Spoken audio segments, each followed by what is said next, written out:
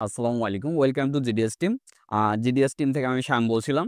তো আজকের যে টপিক আমরা আ যারা জিডিএস টিম মেম্বার আছি, ধরুন আপনার নতুন ভর্তি হইছেন অথবা আপনি পুরাতন মেম্বার কিন্তু নতুন করে আপনি সাপোর্টের A to Z বিষয় জানতে ইচ্ছুক এবং ওই রুলস গুলা মেনে আপনি কাজ করতে ইচ্ছুক।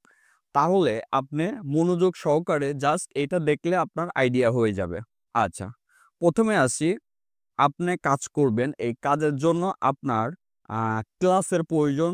ক্লাস দেখে আপনি বিভিন্ন আ সলিউশন বলেন, আপনার আ ট্রিকস বলেন, এগুলা জানতে পারবেন। আচ্ছা, তো এই ক্লাসগুলো আপনি কোন জায়গায় পাবেন? ক্লাসের জন্য আপনি gdsmember.com ব্যবহার করবেন।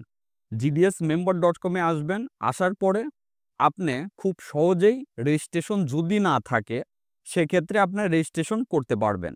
রেজিস্ট্রেশন আছে কি নাই এটা বুঝবেন কিভাবে? আপনি যদি gdsmember.com এ আসার পরে আপনার এই যে লগইন যে অপশনটি আছে এখানে ক্লিক করে যদি লগইন করেন, যদি লগইন হয় তাহলে বুঝে গেলেন যে অলরেডি আপনার অ্যাকাউন্ট আছে। আর যদি লগইন না হয় সেক্ষেত্রে আপনার নতুন অ্যাকাউন্ট করতে হবে। তো এখান থেকেই আপনি চাইলে এই যে অ্যাকাউন্ট বলে অপশন আছে, এখান থেকে দেখতে পারবেন স্টুডেন্ট রেজিস্ট্রেশন পেজ এখানে অপশন আছে। এখানে ক্লিক করে আপনি অ্যাকাউন্টটি রেজিস্ট্রেশন করে নিতে পারবেন। আচ্ছা, এখন আসুন আপনি ক্লাসগুলা দেখবেন কিভাবে? আপনি যখন অ্যাকাউন্ট অ্যাক্টিভ করবেন, আপনার ড্যাশবোর্ডে অলরেডি ক্লাসগুলা অ্যাক্টিভ চলে যাবে।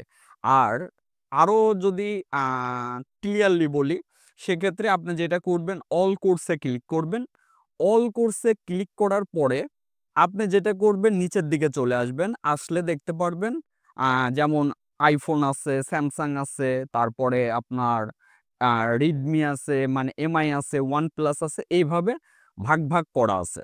তো আপনার যে ক্লাসটি দেখার আপনি ওই ক্লাসটি সিরিয়াল অনুযায়ী দেখবেন। এই হচ্ছে বিষয়।